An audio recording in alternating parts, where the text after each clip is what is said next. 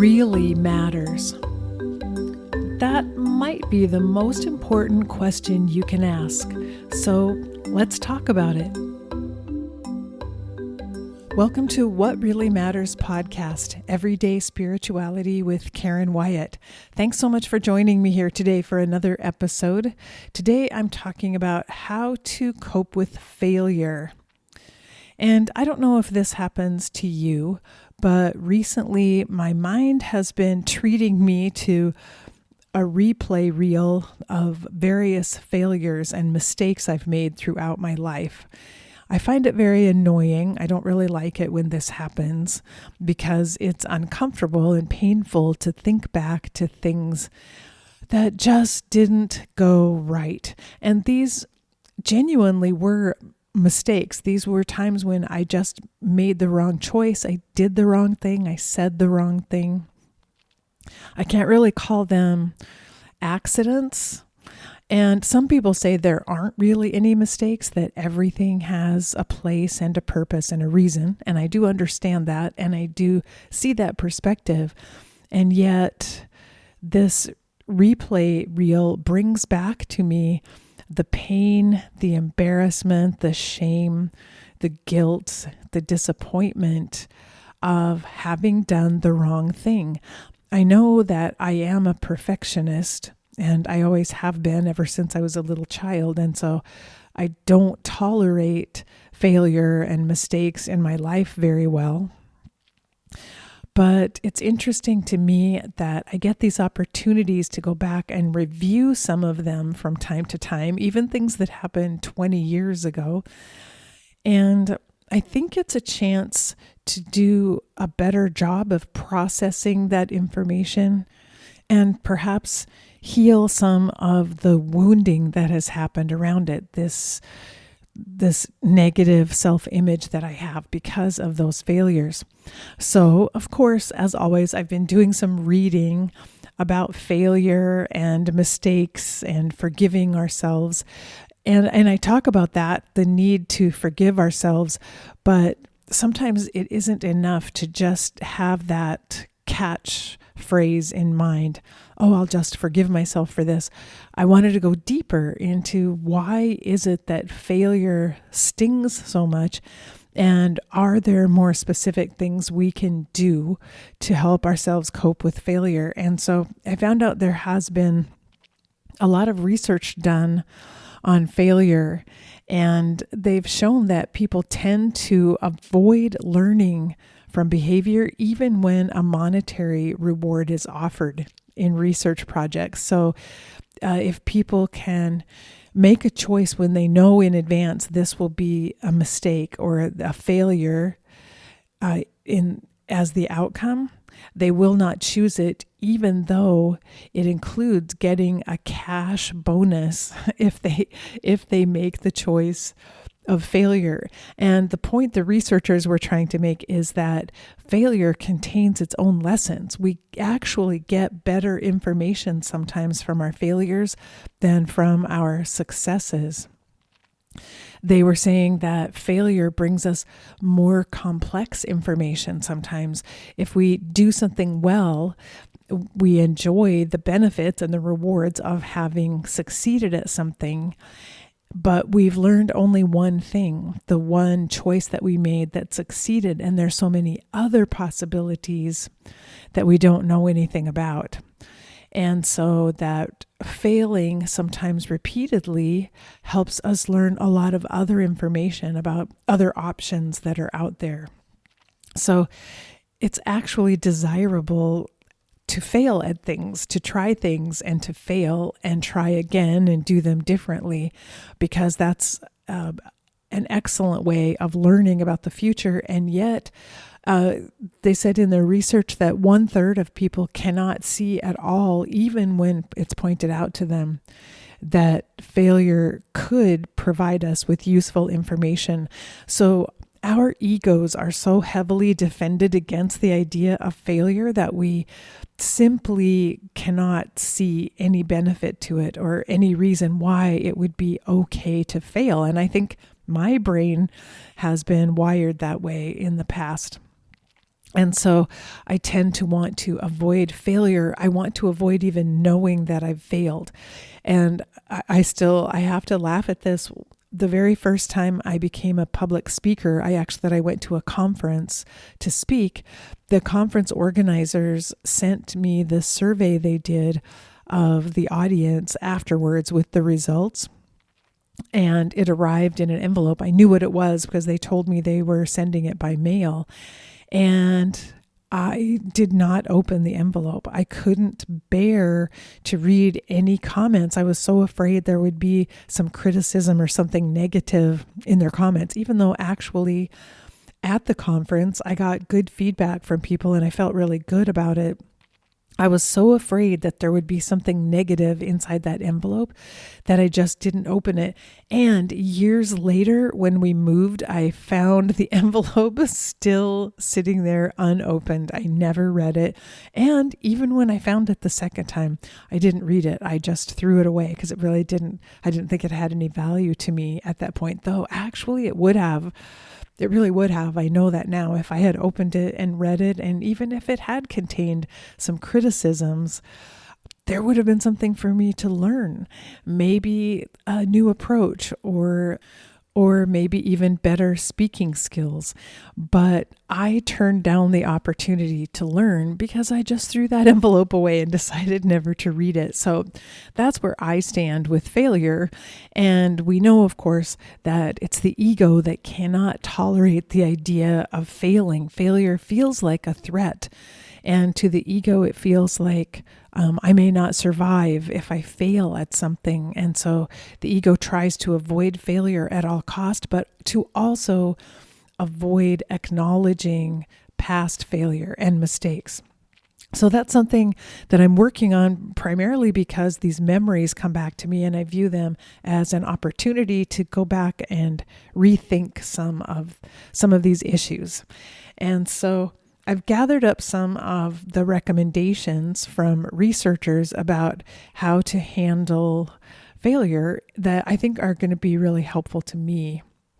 So again, first of all, they point out that it's the ego that is threatened by failure and that the ego actually devalues success in instances where failure does happen. That they found in their studies that if someone doesn't perform well at a task, when you ask them about the task later, they completely devalue the task itself. It doesn't matter. It's not important. There's no reason to learn that anyway. And so that's really interesting as well, rather than face up to the fact that I just didn't do it correctly and I didn't know enough to be able to complete that task. They dismiss and devalue the task. So that says a lot about people in our society also, and why sometimes we don't learn from mistakes that we've made. And we may double down, in fact, on our mistakes and insist that we were right and we thought the right way, we did the right thing, and refuse to see that there were other alternatives or there could have been a better way to proceed. So coping with failure and learning how to handle failure is a very important step for many of us to learn. And it's a skill of emotional intelligence that would actually help advance consciousness if more of us were better at dealing with failure.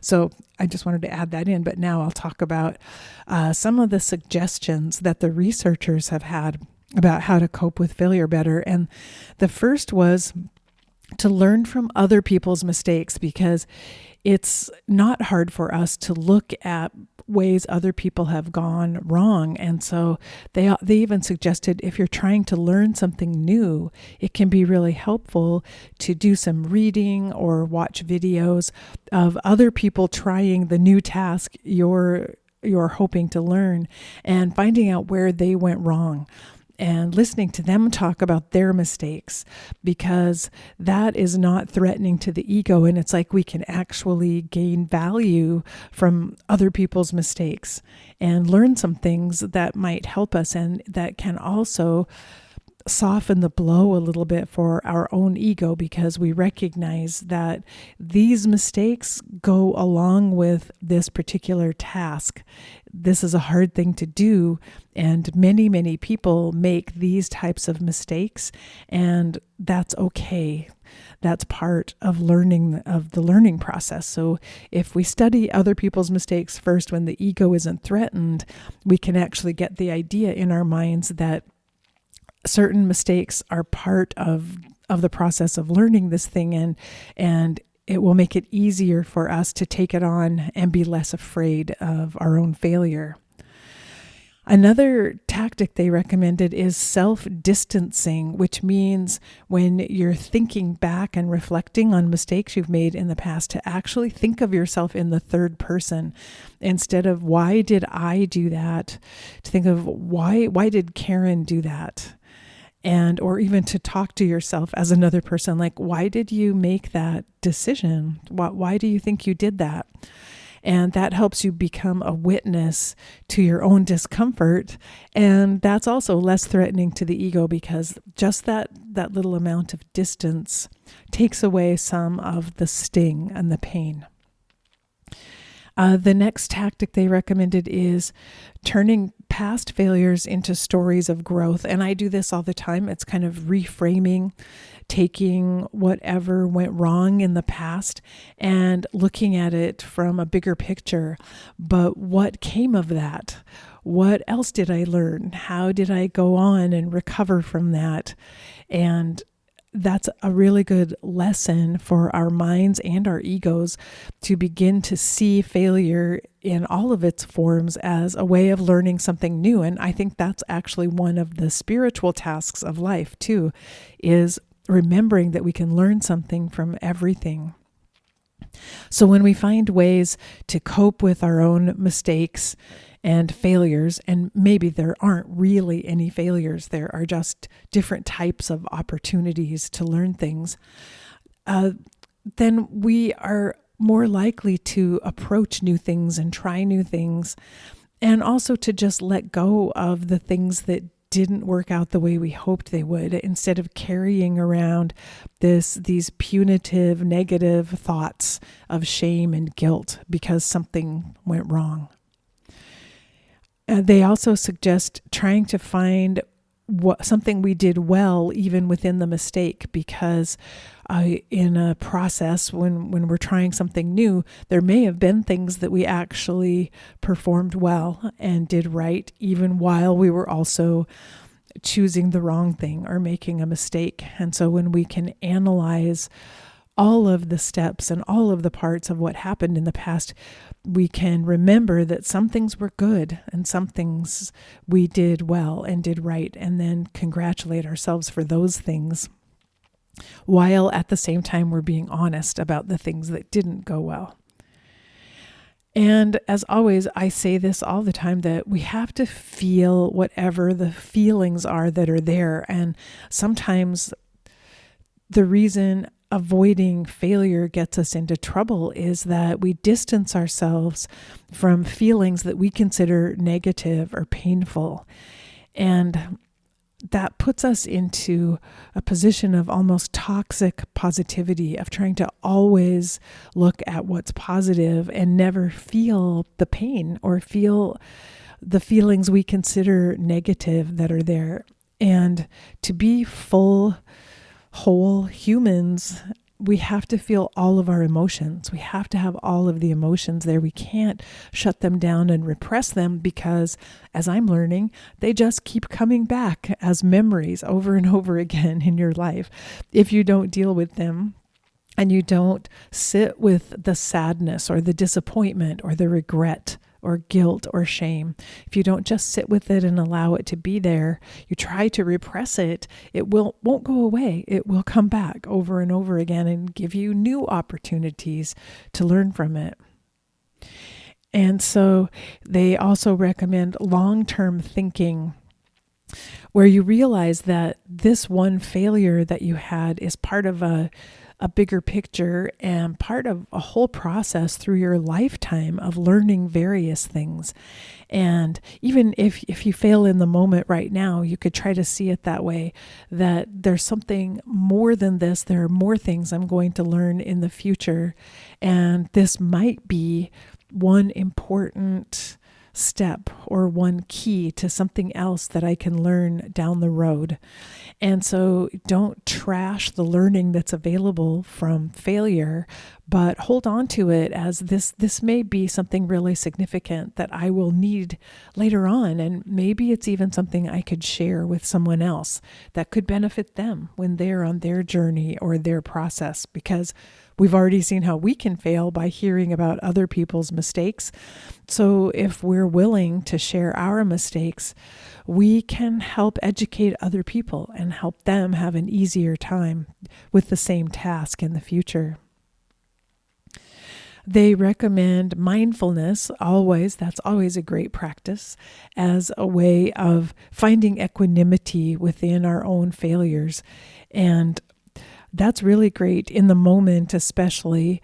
I think that's, of course, the worst possible time is the moment after you've made a mistake or done the wrong thing or said the wrong thing, when you're sitting with it and you're feeling the pain and the discomfort of it.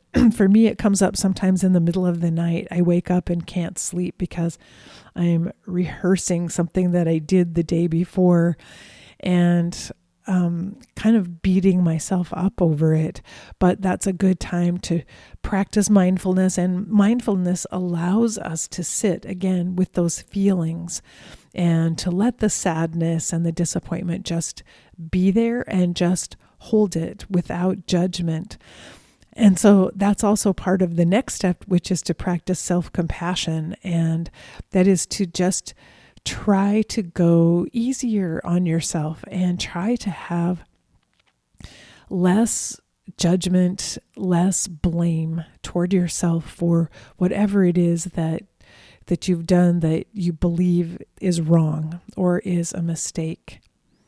And so with mindfulness, you can practice self-compassion, you can practice loving yourself. And I think that's where you're actually capable of self-forgiveness. But sometimes you can't get to this step of forgiving yourself unless you've felt the feelings and unless you've processed and reflected on what happened and allowed yourself to see it as potentially something that will work out okay in the long run.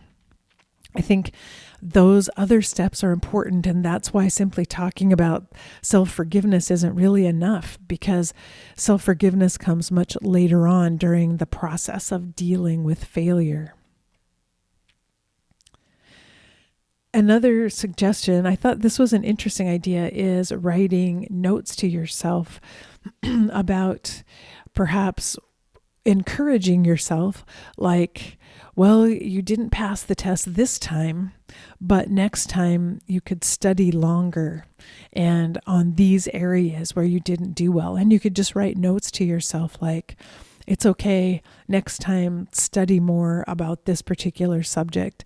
And it's a way of, again, I think it's a self-distancing kind of third-personing yourself and using your witness or higher self to say, oh, well, look, it's just this simple. You can try this again and you can do it differently the next time. And this is what we've learned from it. And sometimes just writing that down as a note is a really good way of reinforcing in the mind the reality of it, that yes, a mistake was made. I didn't succeed at this, but it's okay because now I have an idea in my head for the next time and how I will do it differently and what I will try when I approach this again. And what's really beneficial about that is that it allows you to envision trying the same task again so that we get out of that rut of rejecting the very situation we were in and deciding, I'm never doing that. I won't try it again. I won't go there again. I won't try talking to someone about this again because it's too embarrassing that I didn't do a good job. But when we write a note to ourselves and we write down, if I could correct this, I could change this the next time, that sets forth the intention that I'm going to try it again. I'm not just going to give up.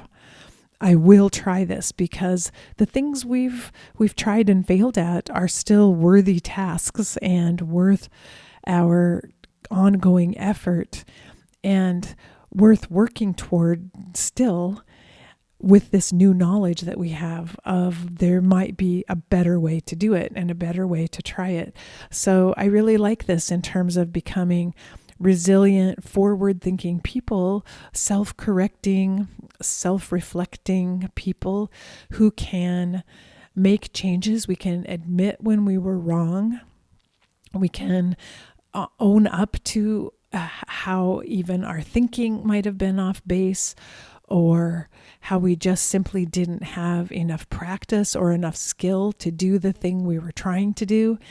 And then we can start over and we can try it again and let go of so much self-blame and self-judgment. And then hopefully it won't happen like with me, that 20 years later, you're still having memories come back of the one thing that you failed at, that you didn't do properly in the past.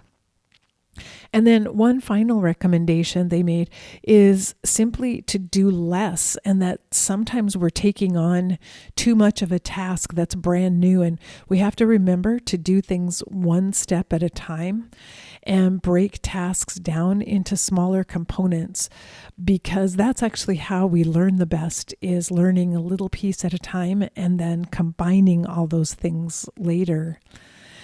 And I think I've shared this before in the past. This was when I was running a lot and I wanted to be able to run uphill to this waterfall. We lived in the foothills of the mountains, and there was a beautiful waterfall a few miles up, but it was a fairly steep path up to the waterfall.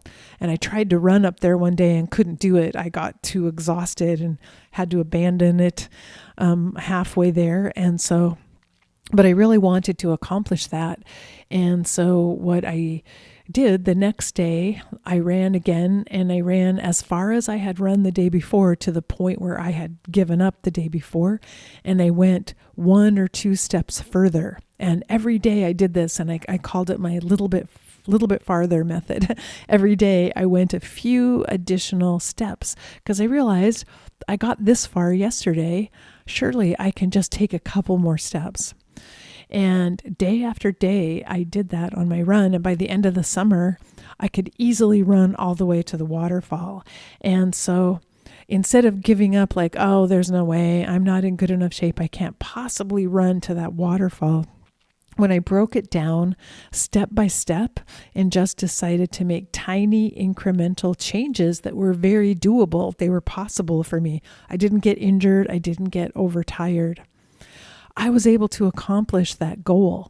And so that was an example of a time when I actually didn't view it as a failure. I viewed it as information, like it's too far for me. I haven't trained enough and I'm not strong enough yet to run all that way, but I'm going to break it down into tiny little steps and I will get myself there one day. And it worked for me. And I think that's a really great thing to remember, especially if we're trying to learn something new that's complicated or challenging for us, not to take on too much of it at one time. And again, the ego may say, go for it, do all of it, try it. And then the ego is the part of us that, if we don't succeed, wants to abandon the project altogether. But this idea of doing less and taking on a little bit at a time is a great way to coax our egos into accepting that we can learn things, we can get stronger, we can try new things, we can develop new skills, but we sometimes just have to do it a little bit more slowly and not overreach, and not be too grandiose about what we're capable of or what we can manage.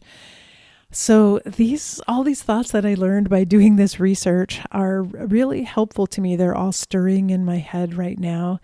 And I realize I need to heal some of the old judgment and blame I have for things that didn't go well in the past. And the reason my attempts at self-forgiveness haven't worked is because I don't think I really allowed myself to feel the pain of those experiences.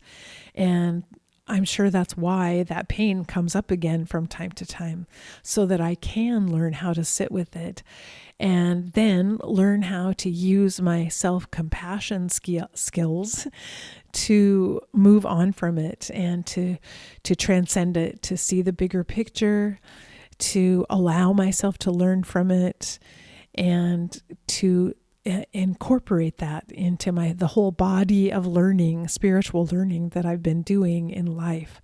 So that's the approach I'm going to be taking as I work on my past failures and mistakes. And I'm hoping it will help me in my current day-to-day life when I also make mistakes and sometimes have failures, that it will help me navigate and negotiate those more easily, because I keep learning new things. I keep learning new skills, and I'm not afraid of it. It's okay. I can process now the things that went wrong. And if I still had that letter of the survey that was done from the audience when I spoke the first time, I might be strong enough now to open that and read it and see what people actually had to say. But as I said, sadly, I threw it away. I undervalued the learning possibility from getting constructive criticism. But hopefully now I'm at a place where I'm able to learn and to face up to my mistakes. And that's what this is all about. It isn't about being perfect.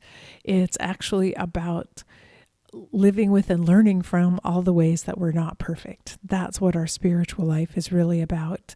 So I hope that this is helpful to you too, if you find yourself dealing with failure and mistakes at any time. And until we're together the next week, remember that we're here for love. So all of it, that can always be the lesson that comes from any of our mistakes and failures.